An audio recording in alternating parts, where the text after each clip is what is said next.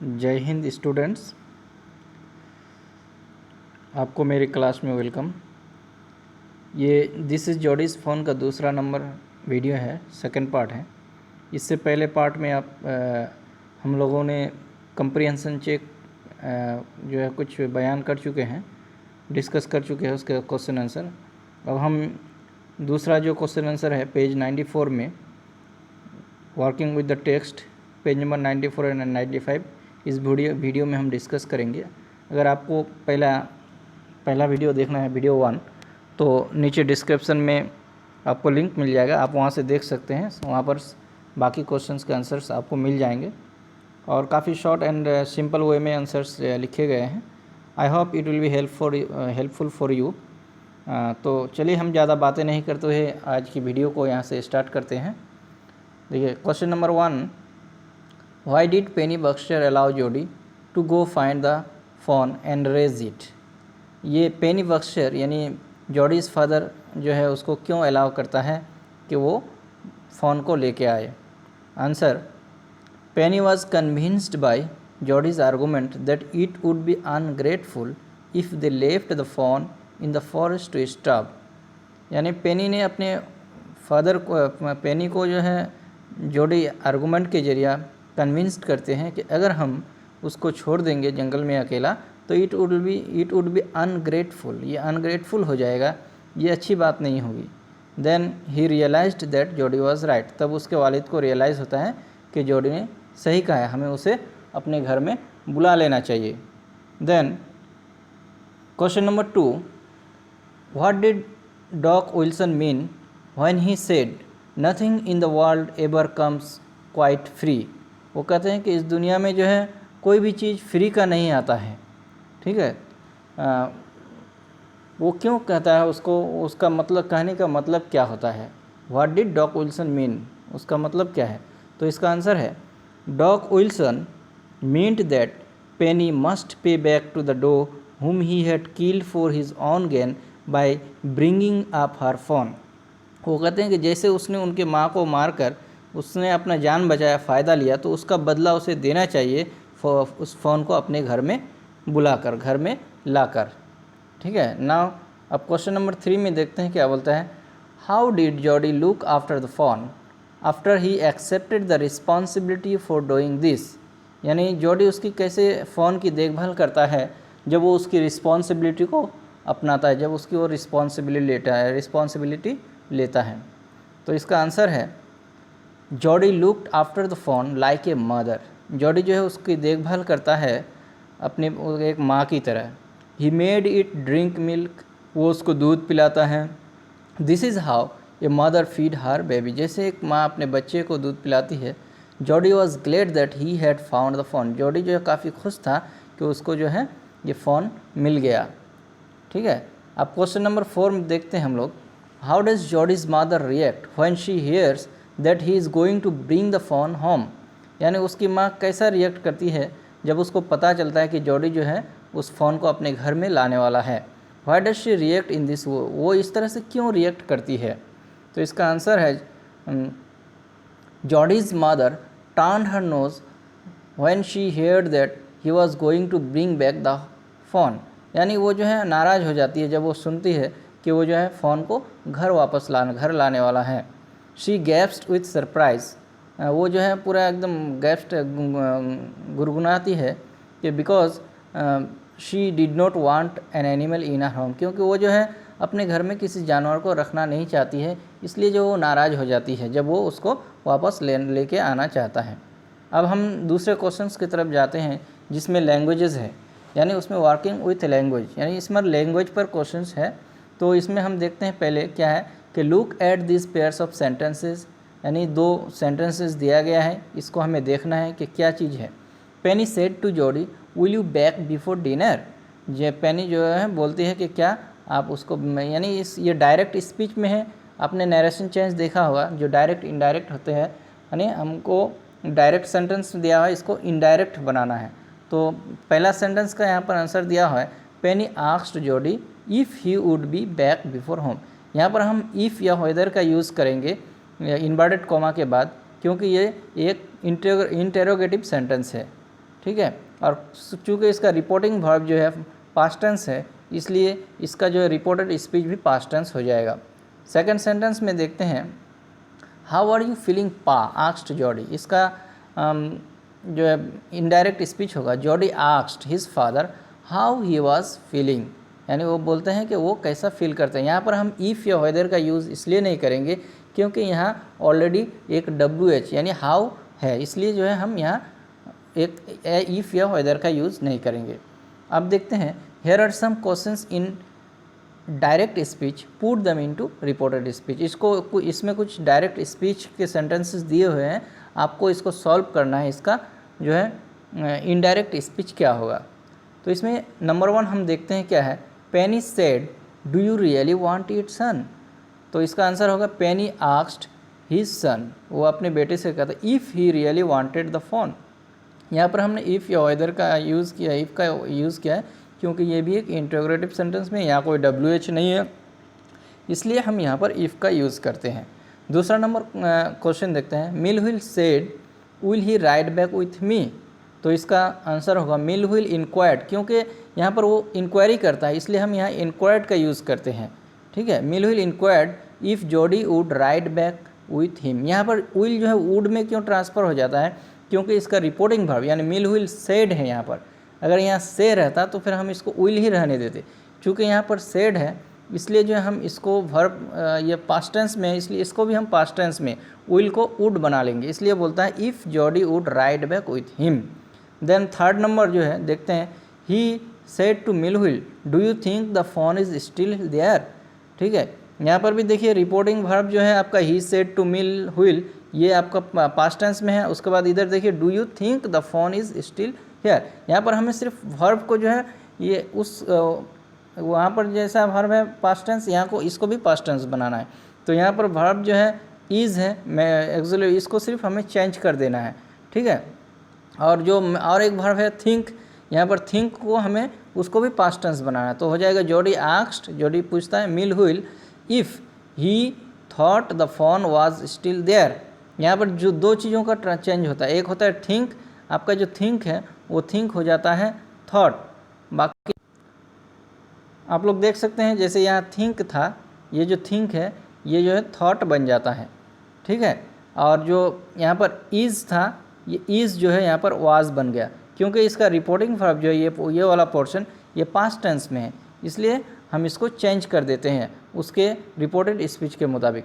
अब next sentence में आप देखिए, नेक्स्ट में क्या बोल रहा है कि ही आस्क्ड मिल विल, वो मिल विल से पूछता है will you help me find him. यहाँ पर भी देखिए ये रिपोर्टिंग वर्ब जो है ये पास्ट टेंस में है, और हमको यहाँ चेंज करना है क्या, इसका भी जो वर्ब है उसको, यहाँ पर वर्ब कौन सा है, ये विल एक वर्ब है, ठीक है, हेल्पिंग वर्ब है। और यहाँ हेल्प भी एक हेल्प जो है यहाँ पर मेन वर्ब का काम नहीं करता है, इसलिए यहाँ मेन क्या कहते हैं कि हम देखेंगे कि यहाँ पर दो वर्ब है, हेल्प फाइंड और हेल्प, ठीक है।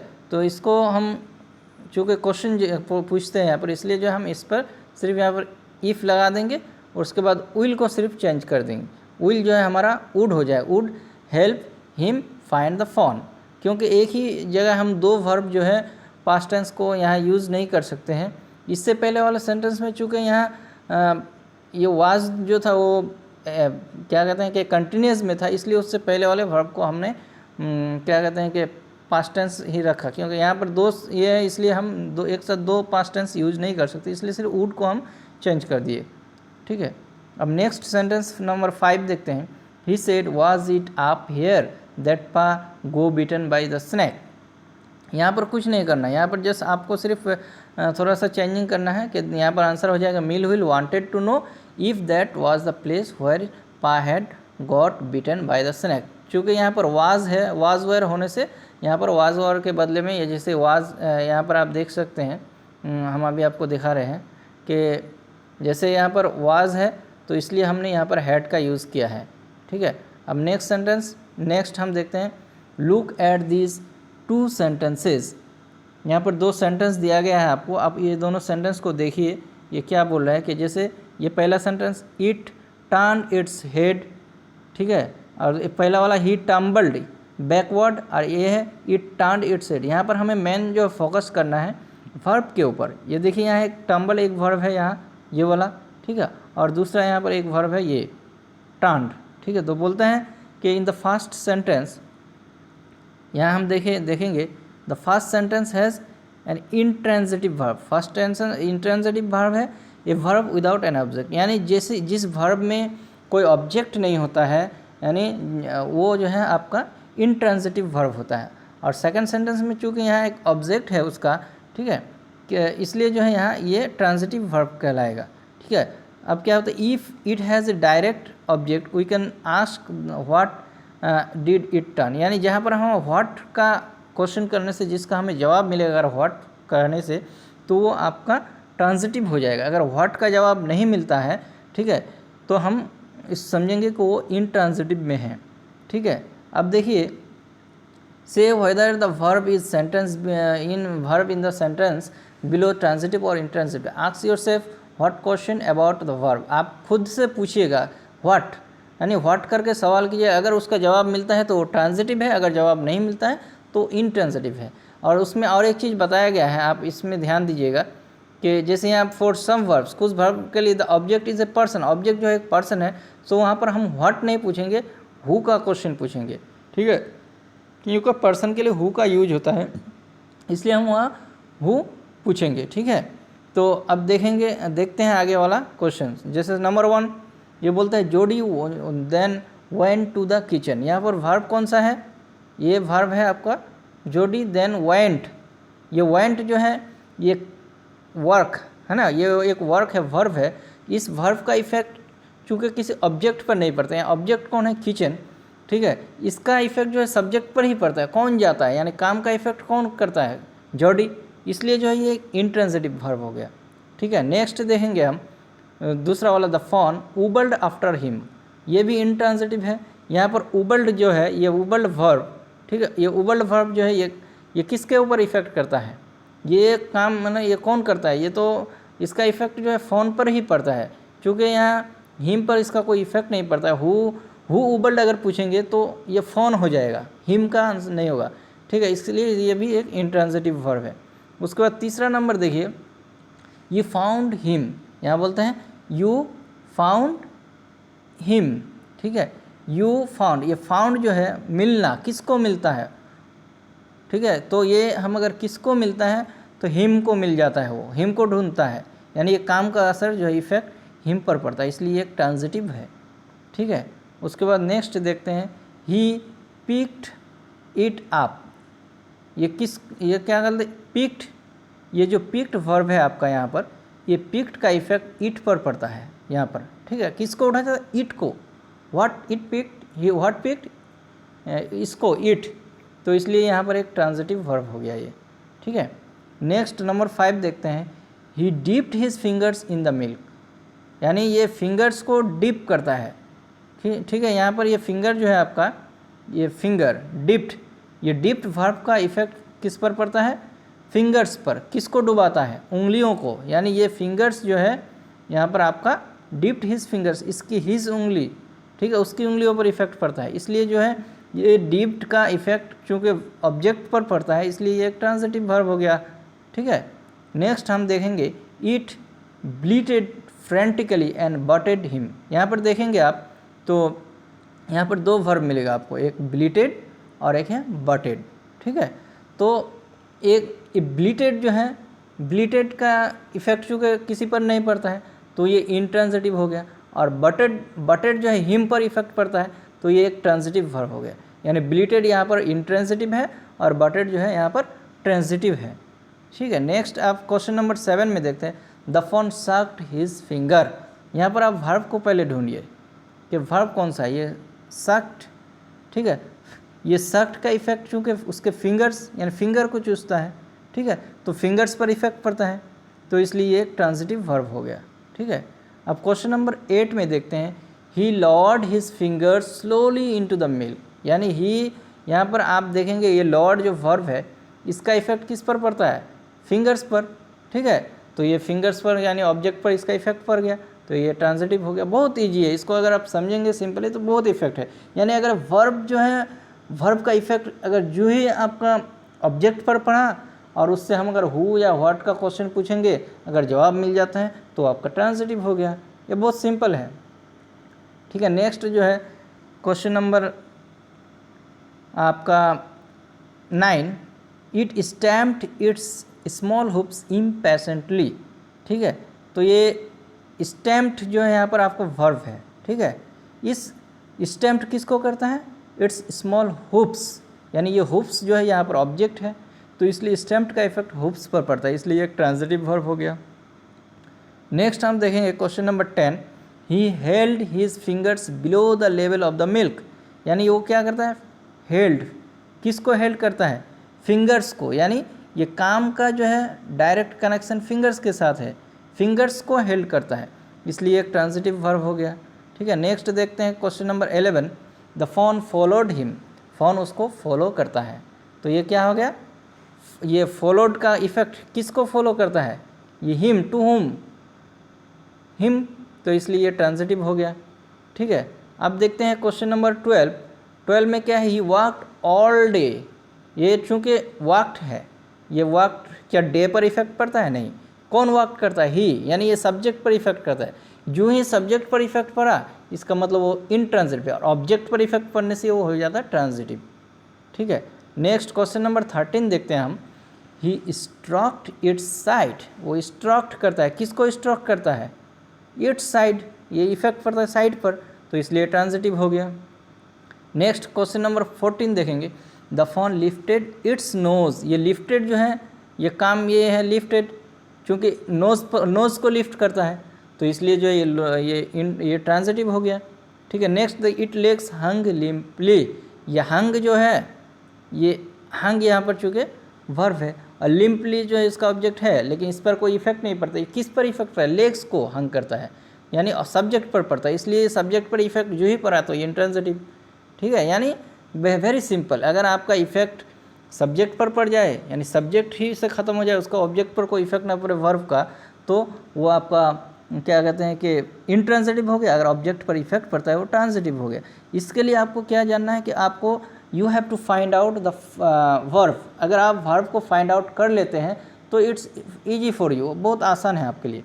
अब हम नेक्स्ट क्वेश्चन जो है पेज नंबर 96 में है कुछ, here are some words from the lesson, working in groups, arrange them in the order in which they would appear in the dictionary, write down some idioms and phrasal verbs connected to these words, use the dictionary for more idioms and phrasal verbs। यहाँ पर कुछ words दिए गए हैं, उसको आपको सजाना है डिक्शनरी के मुताबिक, और वो तो आपको पता ही है कैसे डिक्शनरी, अगर आपको अल्फ़ाबेट पता है अल्फ़ाबेट के मुताबिक सजा लीजिए। जैसे हम क्या कहते हैं इसको सजाएंगे, सबसे पहले हमको अल्फ़ाबेटिकली देखना है कि कौन सा अल्फ़ाबेट पहले किस किस में पहले आता है।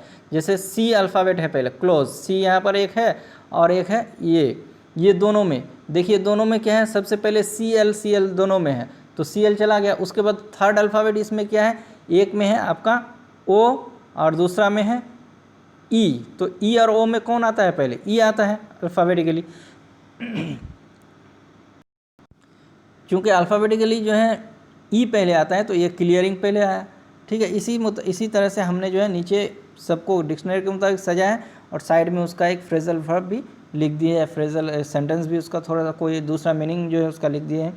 जैसे यहाँ पर पहला है आपका क्लियरिंग का हो जाएगा क्लियरिंग कैंपेन, ठीक है।